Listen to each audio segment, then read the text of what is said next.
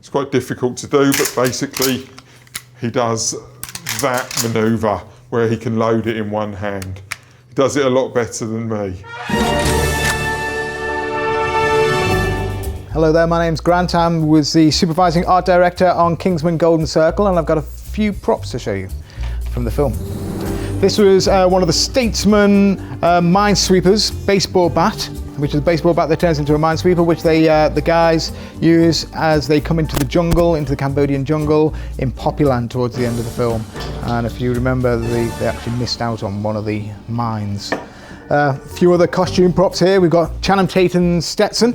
We've got Whiskey's Stetson with the Alpha Gel, which he pulls out from over here, puts it on, which was put on Harry's face, and then literally jabs with the two syringes and brings Harry back to life. A few other little costume props would be the Statesman whiskey belt buckle, which everybody needs, with a little bit of whiskey inside it from these cold days. If you've got a jet at the ready, you've got your Top Gun inspired whiskey helmet here, which was one of the props which was brought in at one of the last minute, one of Matthew's last requests. So this is a Kingsman pistol. It's a conversion to an existing pistol. 6 of these were custom built by us for the first Kingsman film. 20-bore grenade launcher fitted underneath, and the whole gun is retro built for the feel of 1930s, 1950s. Has custom English walnut grips and everything else. So it's made to look typically English, but quite stylised. When you become a Kingsman, this is what's issued to you.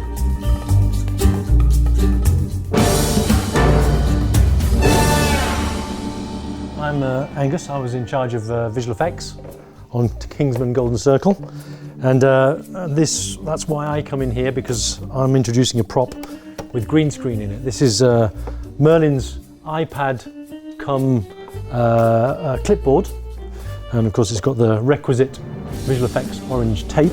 This is just an example. We have many versions of that prop. You can see it's quite battered from a lot of wear and tear, but being Merlin, it has to have a knife built into it for any eventuality, really. Letter opening, perhaps. Next on the table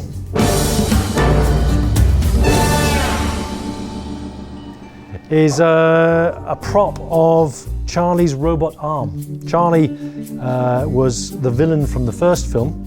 He was zapped in the neck by Eggsy, and consequently he survived the end of the first film, but he did lose his arm. So when we first see him in the taxi, he has this robot arm, beautifully printed, 3D printed, from concept work by Fausto Di Martino for the art department, and used largely as a lighting reference for visual effects.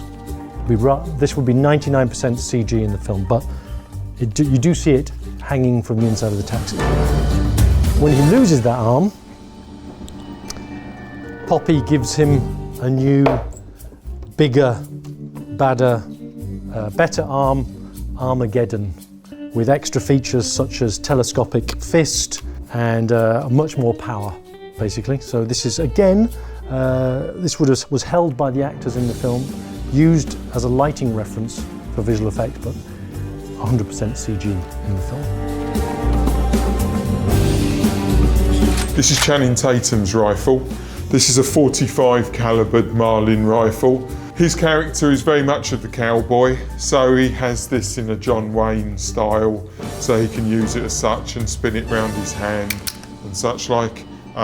It's quite difficult to do, but basically he does that manoeuvre where he can load it in one hand. He does it a lot better than me.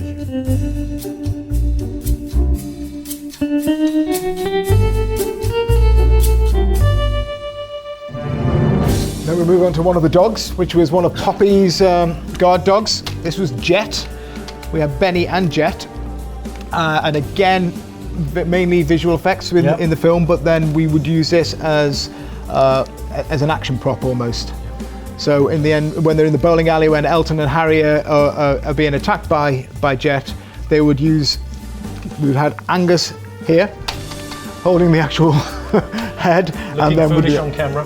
with the actors actually using it as a practical element. Yep. You can see that this has taken quite a lot of wear and tear. The actors would get a little bit overzealous and often hit the dog for real. Maybe they were not happy working with a prop dog. Eggsy has a Kingsman briefcase. It fires missiles. It has a built-in machine gun. But it also expands out into an armoured shield. So this is just one of the many variations of that briefcase that were built by art department. He holds it like a shield. This area here, it was a video screen on my side, opaque to anyone looking from the other side. It's quite a heavy prop, that one. That was held by Taran throughout the fight at the end of the film. For the mountain hut scene, we had real machine guns. We also backed it up with some prop-built miniguns. So there was 3 of these. They have an electric motor in them, so they can spin. Then CGI can be added at the front. Unfortunately, the real ones, as they fire about 100 rounds a second, would be very difficult to use as a handheld weapon on set. So it was easier just to make 3 fake ones.